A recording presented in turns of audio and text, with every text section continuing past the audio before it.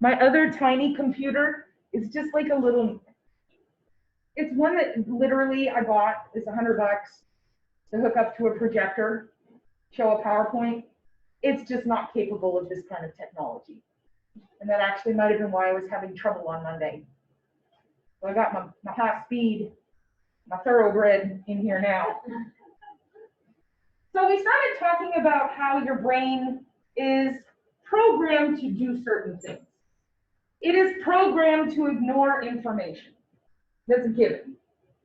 I used the example, I think yesterday, you guys all drove to school today. Tell me the make, model, and color of 5 cars that you saw. Humongous truck. No, make, model, and color. I know. Here, I'll give you an easy one. I'm willing to bet you had a stoplight at some point, and you were stopped behind another car, and you stared at the back of that car for maybe even a couple of minutes. Tell me one letter in the license plate of that car. Nice, well done. My whole point is that your brain filters out stuff. What we need to do when we are converting short into long-term memory, first thing we got to do is get it past the filter. If you don't get it past the filter, it doesn't even have the option of going into long-term memory. The other thing we talked about yesterday was pathways. And we have different parts of our brain. I'm still listening to that fabulous podcast on lobotomies. I'm on the third episode in the series where they're actively going over, what was her name, Rosalind, JFK's sister, who was very famous, botched lobotomy. Oh my gosh, they just did that poor woman. And then there was a child that they're now going into the story called Henry Dooley, 12-year-old kid who was acting out like 12-year-old kids do. So they lobotomized him. So it's really been a really great series. But it also shows the remarkable power of the brain. So all of these pathways, we have auditory pathways, visual pathways. We have sensory pathways. And that's how we determine, some people are better auditory learners. You hear it, and it's much easier for you to form the pathway. Most people are visual learners. You see it, you form the pathway. Some are tactile, you got to do it and form the pathway. But what the best thing to do is to get as many pathways involved in the learning as possible. Because the more roads you have to a single location, the easier it is to get to that location. So what we're going to be learning to do are things like forming analogies, forming mental stories, things that will connect A to C. And if I ask you a question that's A, you answer it, that's B. What am I missing? Or C, I'm missing B. So we got to have that stepping stone. Let me give you an example of what I'm talking about. I used to teach medical terminology. So if you guys are having issues, because medical terminology, guys, is a recognized language. You guys are learning something no different than trying to learn Spanish or French or Russian. MedTerm is a language. You're not going to be fluent at the end of 8 weeks. But how do we learn a language?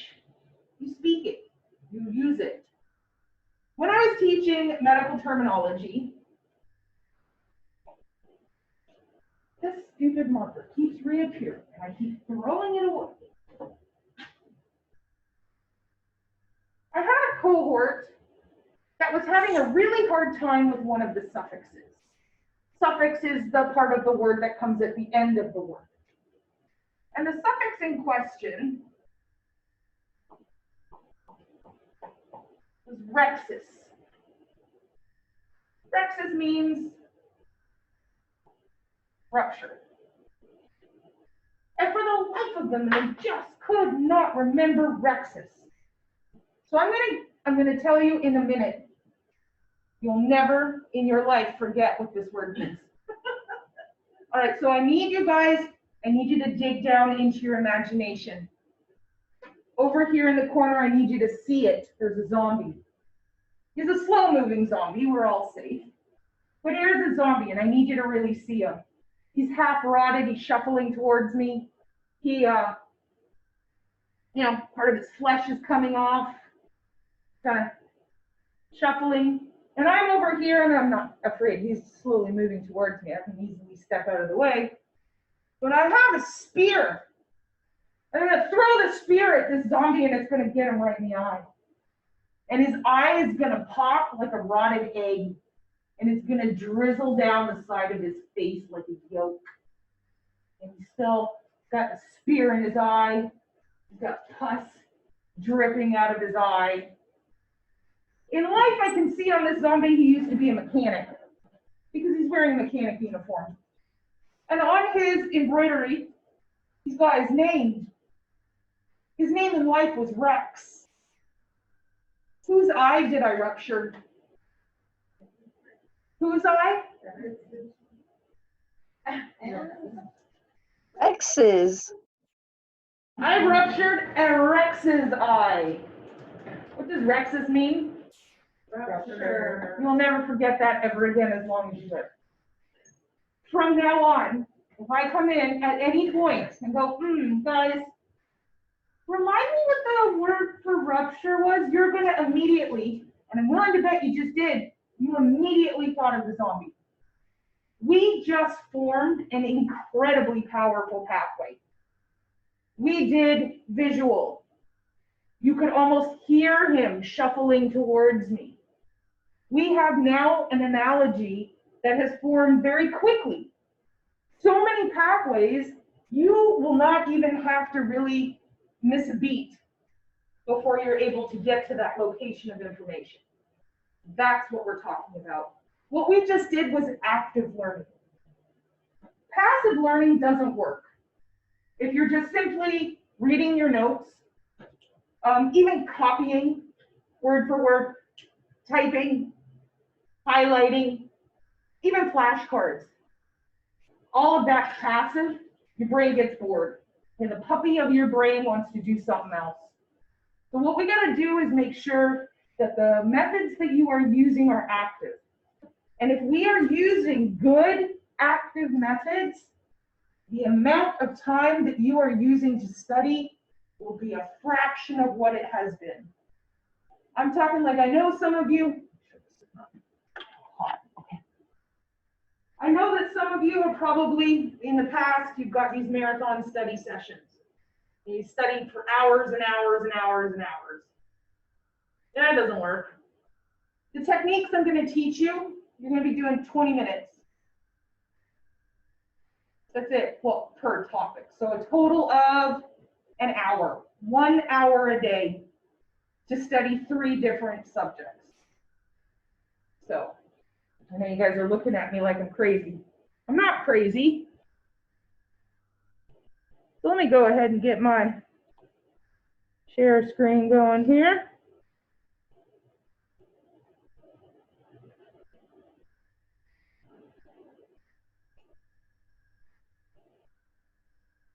All right, this is all the stuff we did yesterday.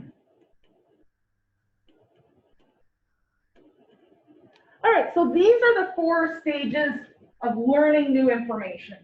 The first thing we need to do is attend. You gotta have the puppy's attention before you can give it a command.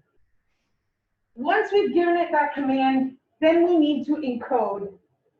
Basically what this is we've gotten the information past the outer filter, and our brain is going to start interpreting that information. Once it's interpreted, your brain is going to start making decisions on your behalf. It's going to decide where should it go. Should it go in short-term storage? Should it go in long-term storage? And that's really going to be affected by the number of pathways that we have towards that kernel of information. And then finally, well, none of this matters if you can't recall it. Okay, so we're going to talk about retrieval, how to bring that kernel of information into the forefront, into the conscious awareness.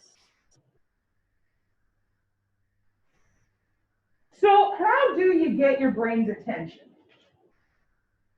Your brain does not like complacency. Again, it gets bored. When your brain is relaxed, you're in a safe space, your brain really then kind of just takes his coat off, kicks his shoes off, and goes, oh, okay, I'm going to relax. One of the things that you can do, add what's called an incongruity. What an incongruity is just something different in your environment. Let me give you an example. So I told you yesterday that back before pandemic land, every other year I would go to a conference for veterinary educators. The guy who did this presentation initially, Mr. Pete Bill, he's amazing. At the beginning of his presentation, okay, he walked into the room. It was a big conference room, like we have it at a hotel, you know, those big meeting rooms. So there's probably, I don't know, 7,500 people in there. And he walks across and he doesn't say a word. And he picks up one of the chairs and he sets it on a table and he walks away. Never addresses it again. Well, of course, what was happening to us? Our brains were like, that's weird.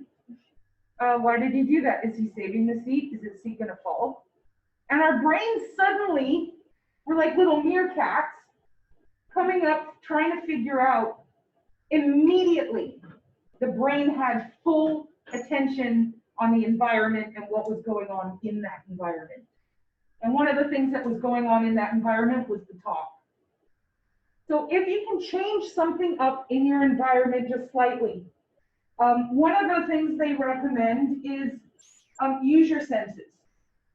Chew gum.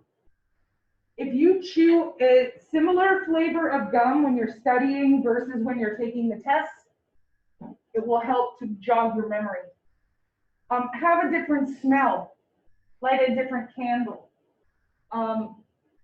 In some cases, your brain might be so relaxed, you may actually have to, well, again, pandemic land, this isn't really possible. I used to say, go to a quiet public area because your brain is going to be on attention. There are people around you, it doesn't know what's going on. All we got to do is get the attention. Then we can get the focus. Change the pace. Change up your style. How many people in here have slight to moderate to advanced OCD? Really? I'm thinking every single person in here needs to touch some sky. There is at least one thing that everybody in here is obsessive about. Whether it be the routine that you use to get dressed. If you go out of that routine, you just feel a little weird for the rest of the day. A parking spot that you're used to parking in, if you can't park there, you just feel a little off. That's OCD. Your brain, whether you know it or not, is super duper OCD. Our brain is programmed to find patterns. Our brain wants repeat. Our brain wants the same. So one of the things that we can do is change it up. I'm sorry, what was your name? Clarissa, can I borrow your notebook for just a second? I will give it right back. Okay, so here's, you have lovely handwriting. Thank you. Clarissa's been taking some notes. She has the binding here to the left. She's been writing left to right, just like all of you. Okay, I'm just going to turn the page. I'm not ripping anything out. What if you started taking notes like this?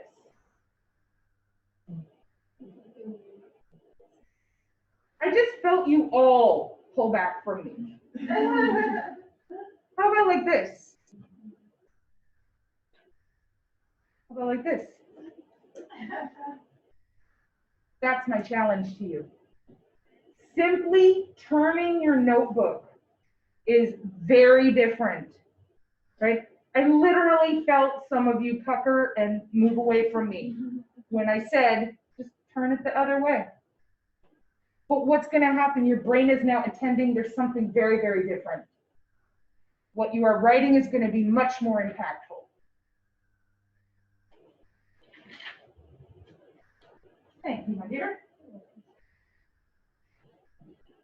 If you do note cards are fine. In fact, in midterm, you're probably going to have hundreds of them. Here's what I suggest you do, because you all use note cards the exact same way. We need to change it up. That's the point. Once your brain gets used to something, it goes away, it turns off, it's bored. We need to change it up pretty routinely. Take your note cards. And again, I'm getting ready, because this is why I said everybody in here should touch some sky as far as OCD. I have a pack of note cards right here in my hand. And they're in the order that most of your note cards are. There's a question. There's an answer. Right? There's a question. There's an answer. You see how that's passive? I'm just reading it. Here's what we're going to do. See this stack?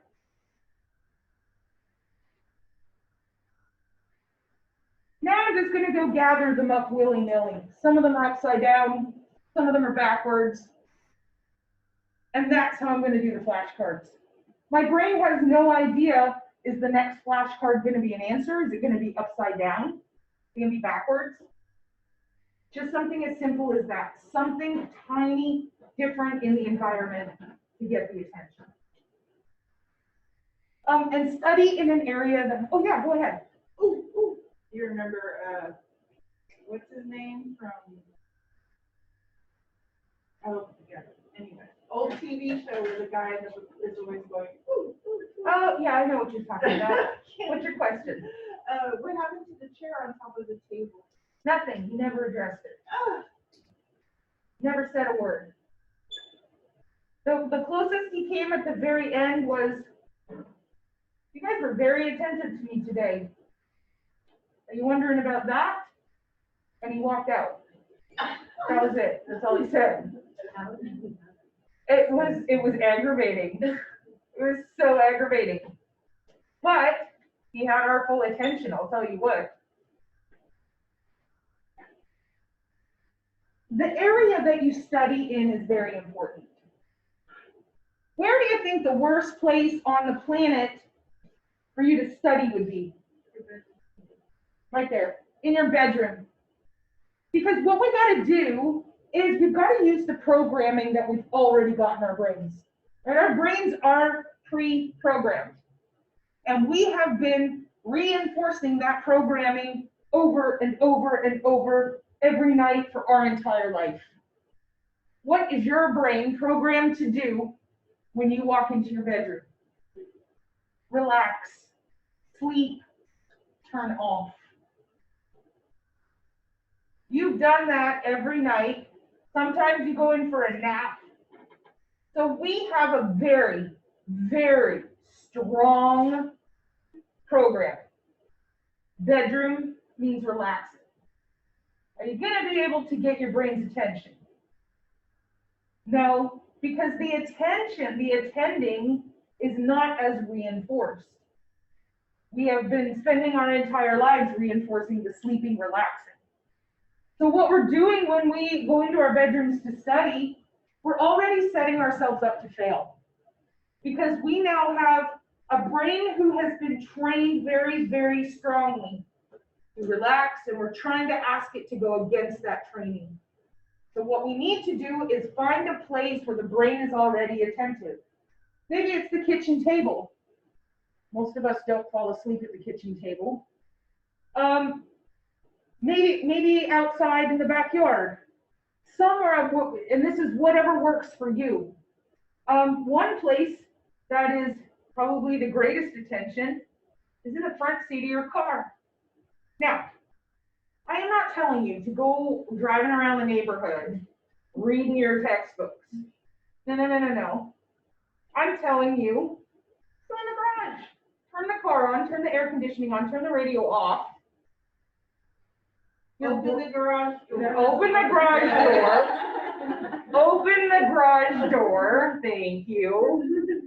Because your brain is automatically very strongly programmed to have attention when you're in the front seat of the car.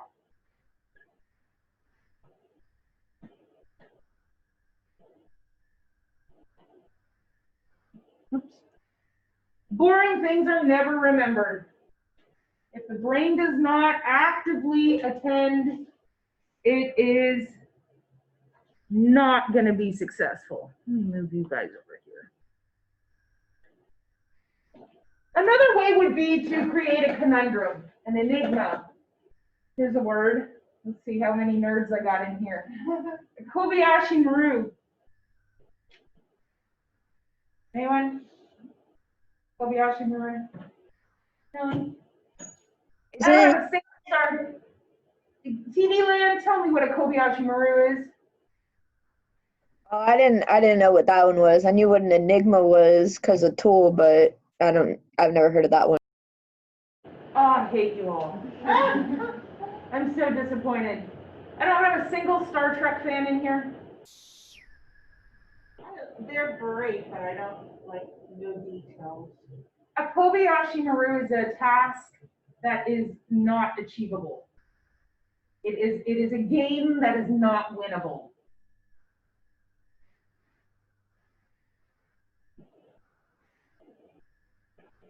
The brain absolutely hates loose ends.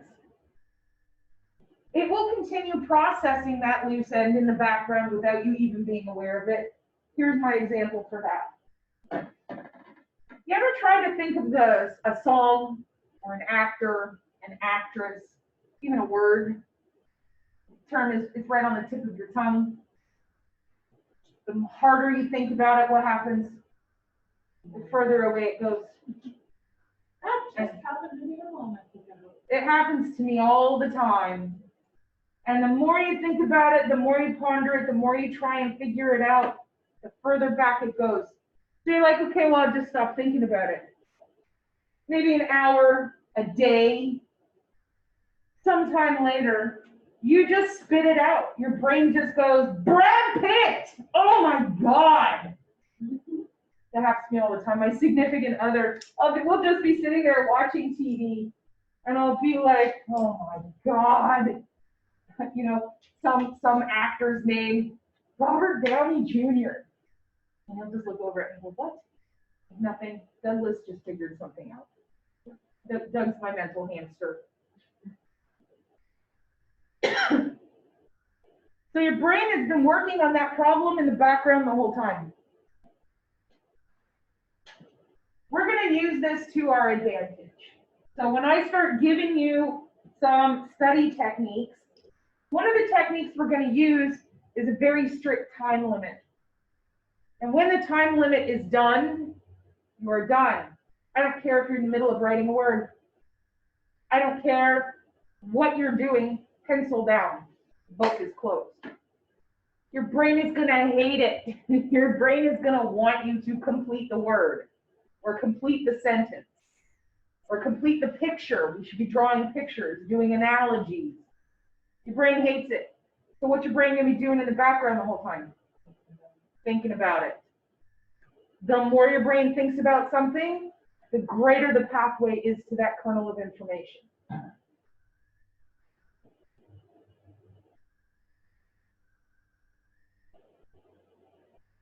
So what an enigma is where we use a fact that contradicts something that our brain thinks it already knows. So this here is an enigma.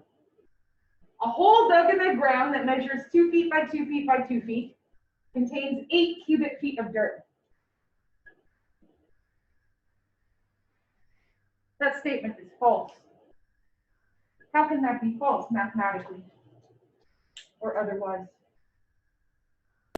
If it's a hole, there shouldn't be dirt in it. Bam! You are on the money. That is an enigma, but what your brain did, I don't have my chat going here. There we go. What your brain did was looked at the math automatically, because our brains are very analytical, and said that has to be true. 2 by 2 by 2. That would be 8 cubic feet.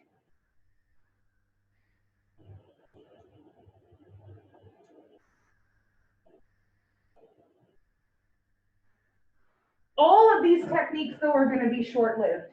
If you change the way you take notes, if you change the way you use flashcards, something even as simple as changing the color of the ink,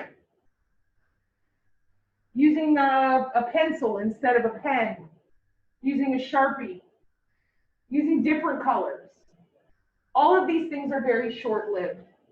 The minute that your brain has had time to assess and understand this change in the environment, the minute that your brain gets comfortable with it, we got to change it up. Yes.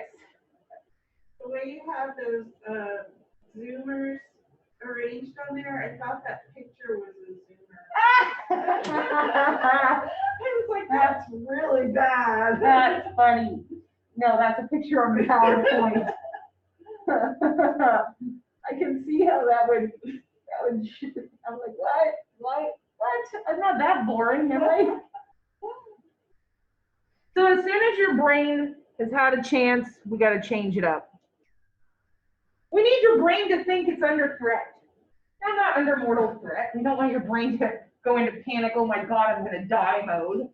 But we do want your brain to be in slight panic mode. Panic just meaning something's different, I need to address it. On the other hand of that, see, this is a very fine line. We need to stimulate the brain, but we also have to be careful not to overstimulate. This is going to be where you are going to have to gauge yourselves. Some of you may do very well in a public setting. You go to the Starbucks. The hustle and bustle of the Starbucks, just enough to keep your brain on high alert. What's going on? What's going on? Others of you, it's too much. Your brain is overwhelmed. Your brain is spending so much time focusing on the environment, we're not attending to what we need to attend to.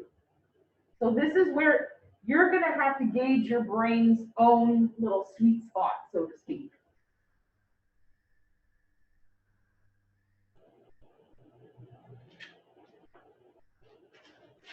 Attention, the filter, the curtain that we need to pull through is in the frontal portion of your brain, the frontal lobe. Again, I'm listening to this podcast on lobotomies. It's really very terrifying how they used to do that. There was no science behind it. They just knew that the frontal lobe was a primary personality.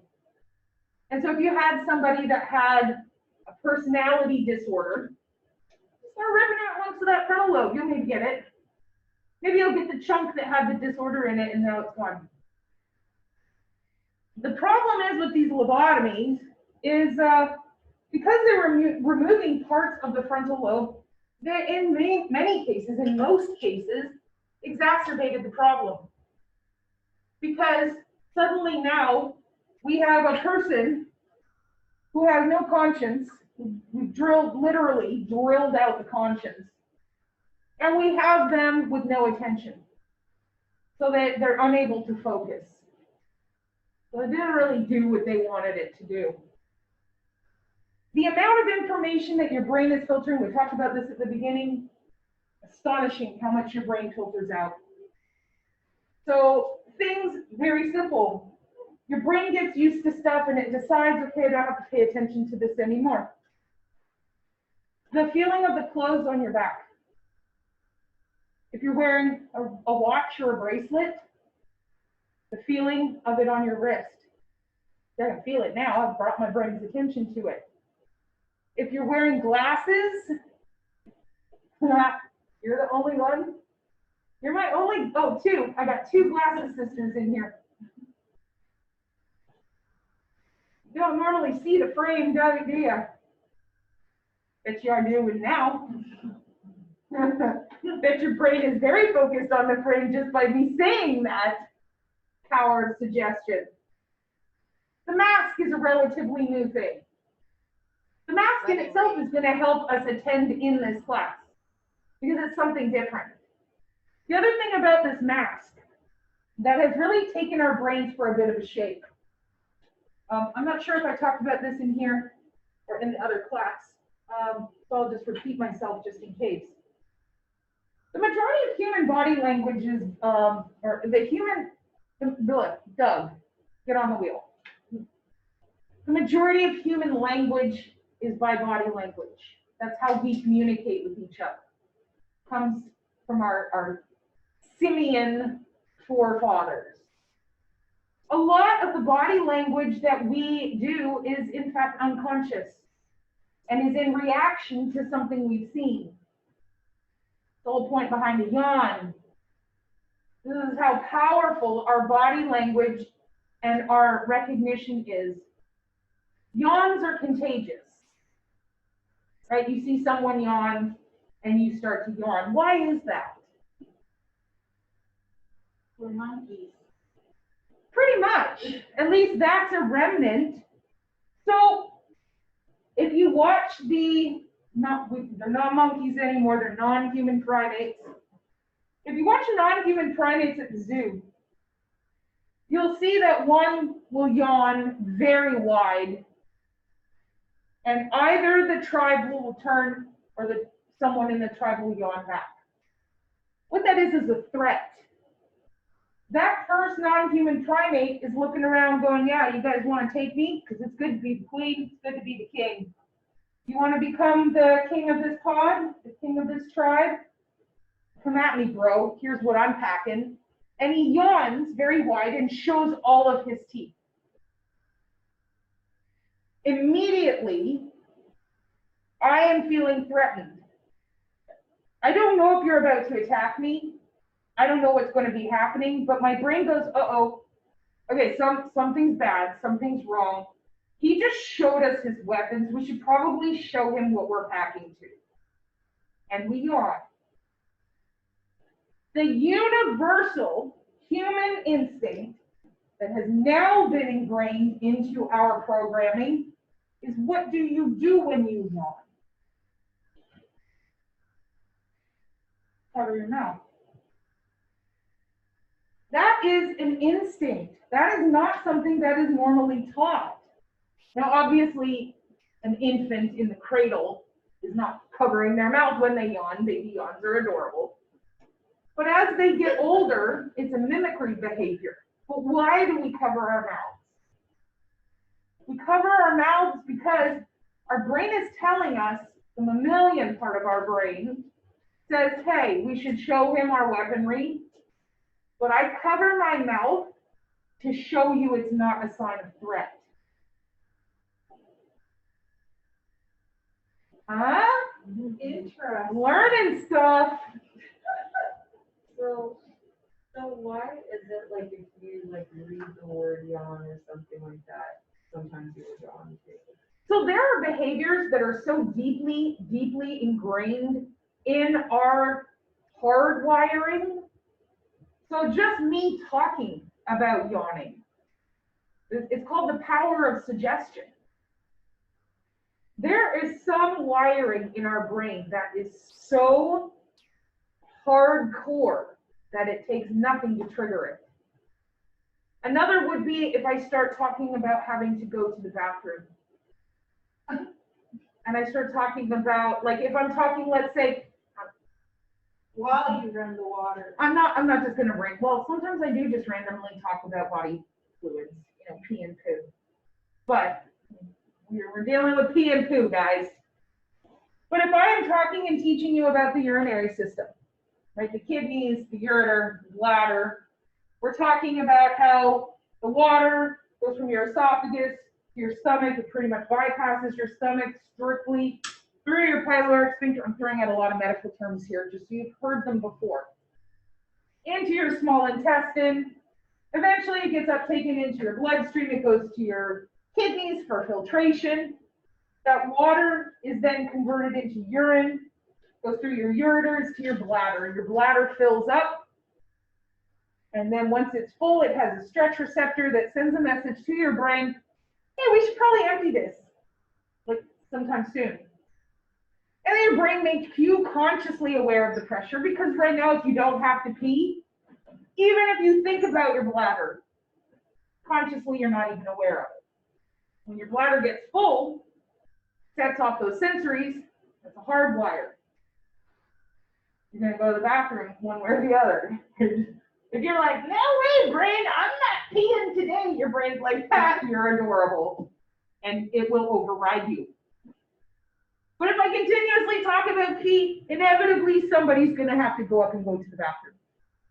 It's not necessarily that your bladder suddenly magically filled up. The hardwire that I've made your conscious aware, and I fooled you into thinking that you need to go. The brain is amazing. I get so excited when I'm talking about the brain.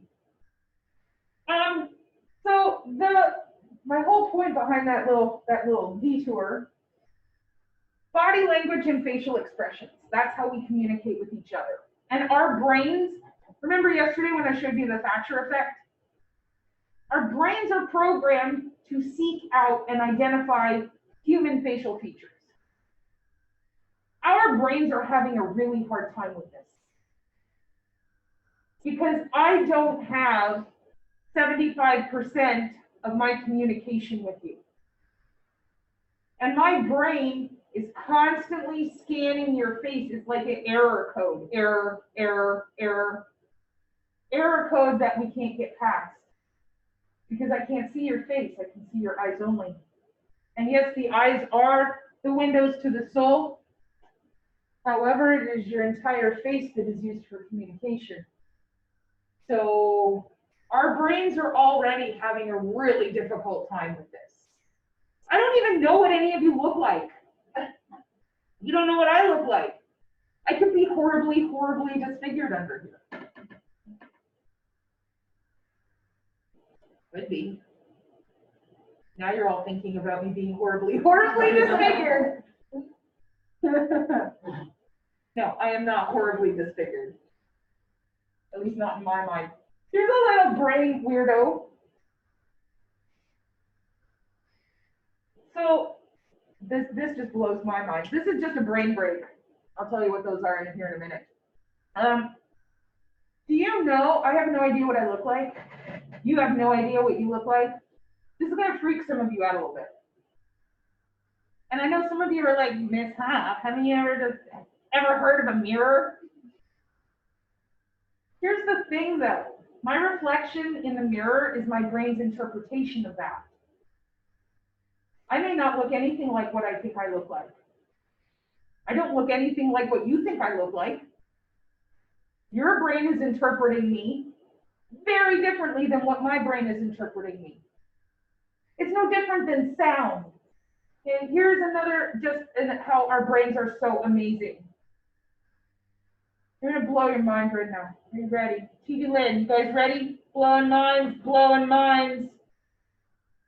There's no such thing as sound.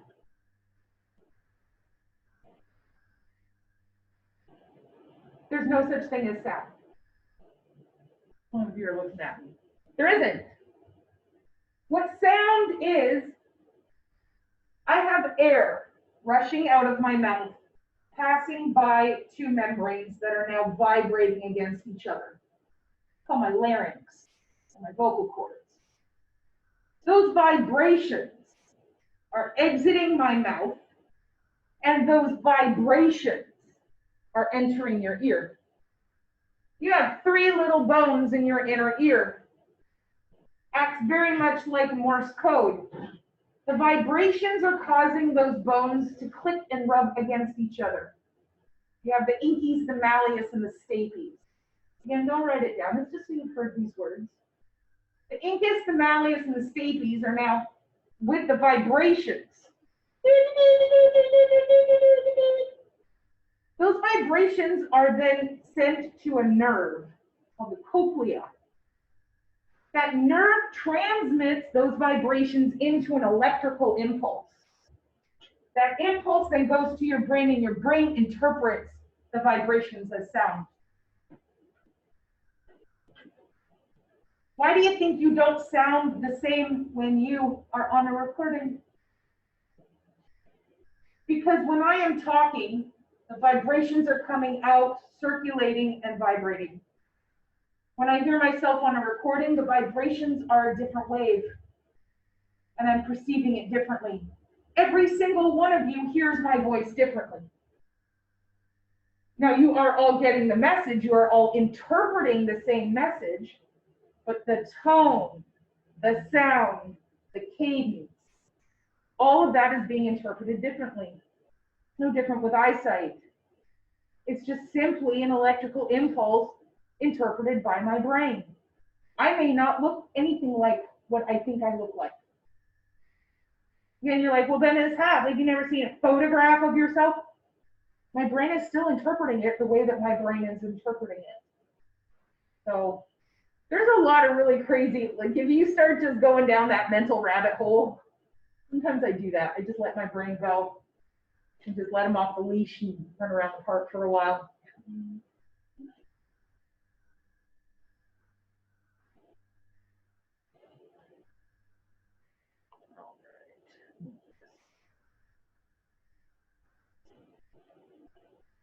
All right, so multitasking is a myth.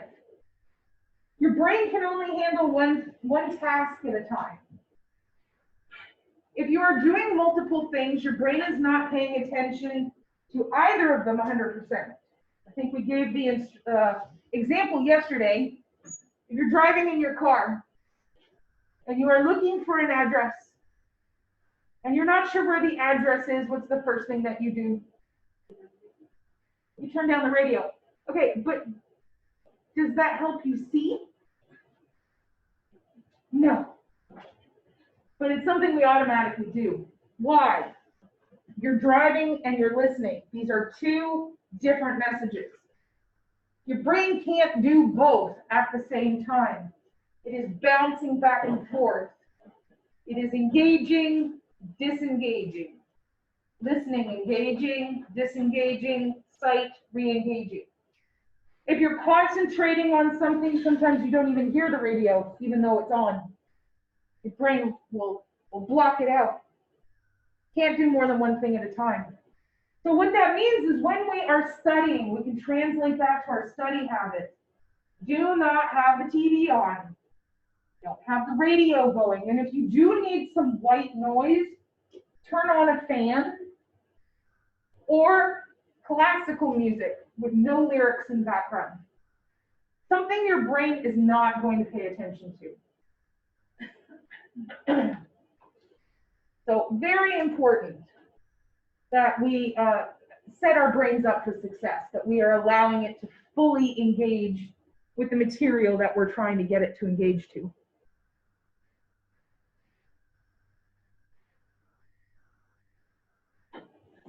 Put this away. When you have your phone on you, our brains are hypersensitive to this stupid Black Mirror. You know that's how that show got its name, right? Because Black Mirror. Yeah, pretty cool, right? It's a Black Mirror. But our brain is paying attention to this thing more than anything else in our environment. It is constantly waiting for the vibration. Am I getting a text message? Is somebody messaging me on whatever social platform you might be on? What's the Snapgram, chat, book thing, TikTok, I'm doing a TikTok. I don't even know what that is. I don't even know what that is. I don't have any of that stuff. I got a Facebook. And I know you guys don't use Facebook anymore, but I do. I still have a bunch of relatives up in Canada, and that's how I keep track of them. How we all keep keeping each other's lives. So what we need to do is turn it off. Here's what's going to happen. Just with this, turning it off, your brain is going to go into OMG mode. Because your brain is so used to being focused and having its full attention pretty much on this stupid thing to feel connected, that the minute that you disengage, I'm not talking silence. I'm talking, this is a panic moment right now. Turn it off. Why do you think the new phones are so hard to turn off? Anyone's got a new iPhone? There's like 5 steps you have to take to turn it off. They don't want you to turn it off. Because once your brain gets comfortable with this being off, you don't need it anymore. So that's why it's so difficult. But physically turn it off, set it aside. Your brain's going to go into a slight panic. You are going to feel a slight panic, some anxiety. What if someone's calling me? What if there's an emergency? What if something's happening? What if there's a Snap viral gram chat that I'm missing out on? I don't even know what I'm saying right now. I don't know the words that are coming out of my mouth. You guys understand what I'm talking about, though. Turning it off automatically puts your brain on edge. Something's different in your environment, going to cause you to attend.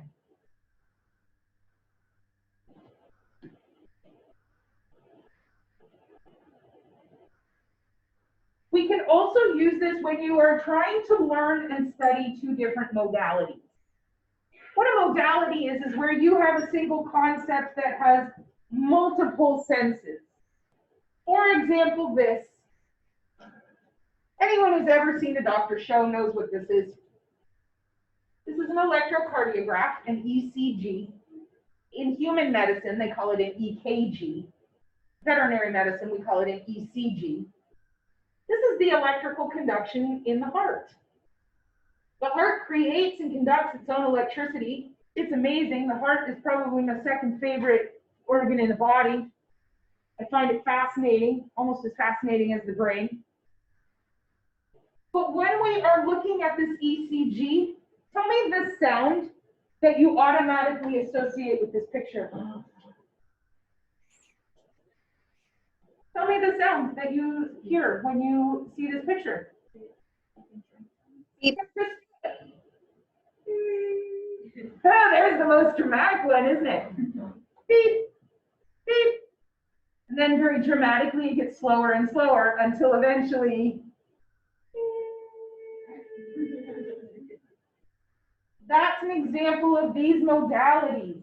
This is a visual modality and an auditory modality. When you are trying to study these, it is best to do it separately. First, have your brain attend the visual, then have the brain attend the audio, then put them together. The mistake we make is we try and learn both at the same time, and as we now know, our brains can't do that. It's going to bounce back and forth and not attend on either one fully. You guys are going to learn. I'm going to teach you what all this mess means. And actually, fun fact, Texas Heart Institute is right here in obviously Texas. Called the Texas Heart Institute, Doug. Really? Right here, just down close to the medical center, it's at St. Luke's Hospital. Forefront of cardiac technology. It's amazing. I'm actually a member of a committee at their institution called an IACUC, which is the Institutional Animal Care and Use Committee. So if you're a scientist and you want to do a protocol on an animal, we don't call them experiments anymore, that's taboo. They are protocols. You come to me and you say, hey, committee, I would like to have 6 cows because we want to start doing trials for a total heart replacement. You got to prove to me why you need those 6 cows. You got to prove to me why your protocol is valid. What are you hoping to achieve from it? Has it ever been done before? So I get kind of all this inside information as to all of the technology that's going into cardiac repair and disease resolution. And it's science. We're living in science fiction right now, guys. It's insane. They're using nano robots. Not kidding. Injecting little nano robots to go in and repair arterial damage. It's insane.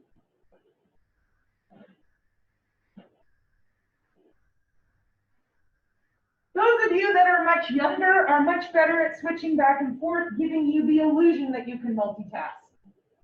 As you grow older, this sadly slows down immensely. Your brain is no longer able to switch back and forth nearly as effectively, so don't let you fool yourself. Thinking, Ms. Huff, I am the exception to the rule. I am great with multitasking. You don't know what you're talking about. No, it just means that your brain is better at switching back and forth, disengaging and re-engaging. We need to have attention because distracted studying, even some distraction as simple as a radio or a TV in the background, has resulted in up to 50% poorer performance. This is kind of the example I gave you yesterday. You sit down and here's all of the things that you've done wrong. You have a great big test coming up tomorrow. Well, first off, you put off studying till the day before.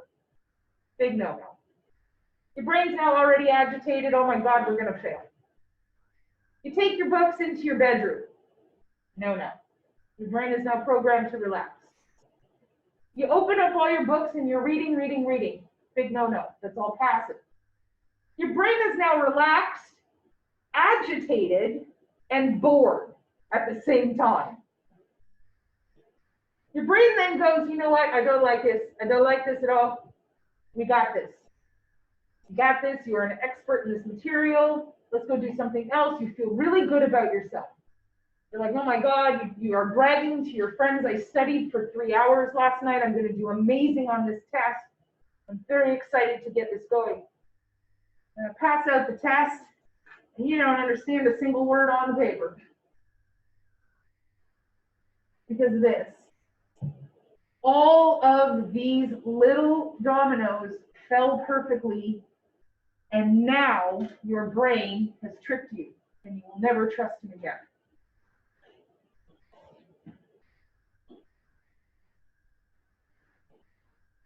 All right, so I'm going to end it there today. God, time flies when we're having fun, guys. We're going to pick it up here at encoding on tomorrow, and we're going to talk about encoding, storage, and retrieval on tomorrow. Probably finish this up either tomorrow or Friday.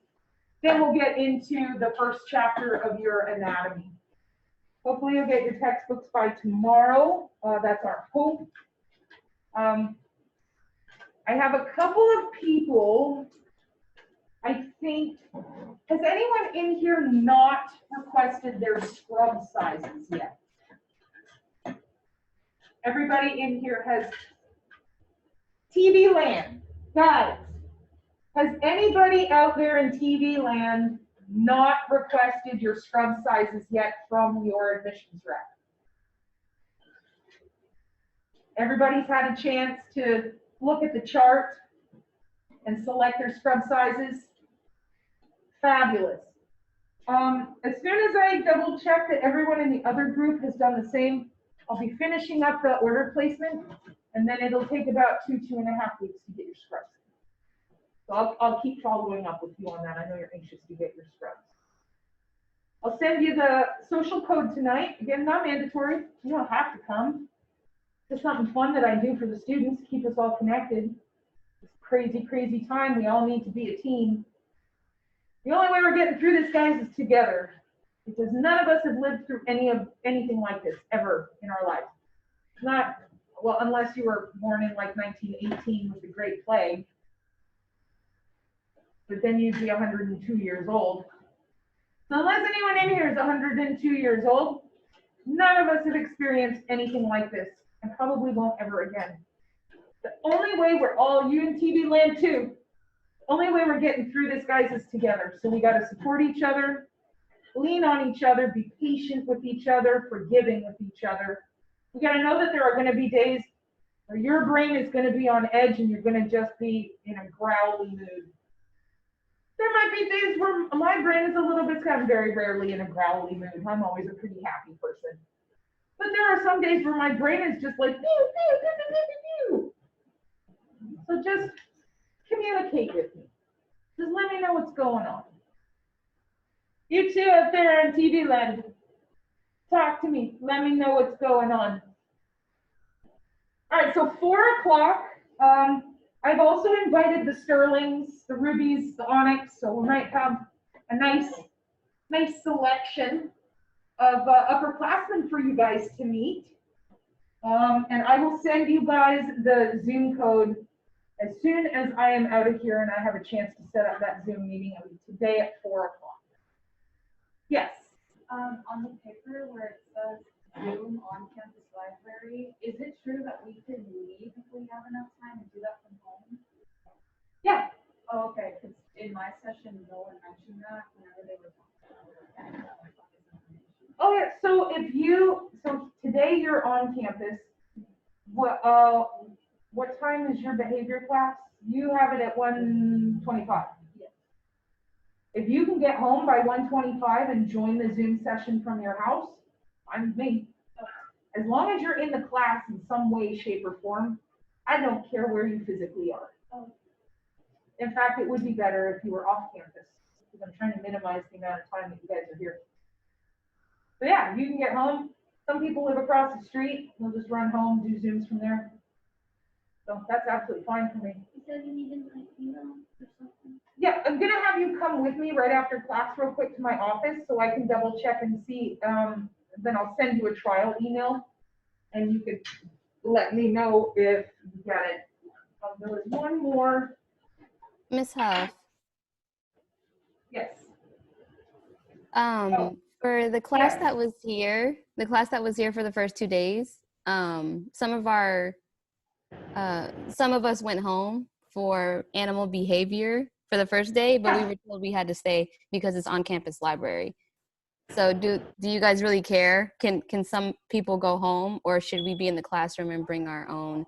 Talk to Miss Melanie, and I'm gonna make a executive decision right now that as long as you are on Zoom at the time that the class starts, for us to take attendance for behavior only. Other classes on campus, since you have behavior at the end of the day, I do not have a problem if you want to Zoom from home. Just communicate, my best thing would be, just communicate with me if that's your plan, and I can let Miss Melanie know. And then we just need to make sure that you get your attendance. So, now in the mornings, for the group that does their morning behavior right now, there's no way for them to Zoom from home because they would never get here in time for the next class. But for you guys, that's fine with me, and I will let Miss Melanie know that. Does that work for you, Alyssa?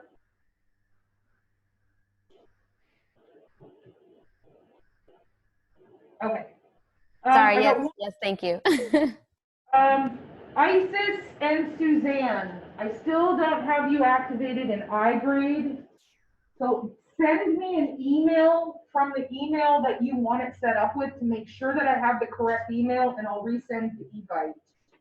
So that's Suze and Isis. Send me an email so I can get you guys, and you can get the messages that we send through iGrade. Otherwise, you're not getting any of the emails that we're sending. All right. Been a blast, guys. I will see you guys on tomorrow. Is our next class in here? Yep. Okay. Bye, TV Land, guys. See you tomorrow.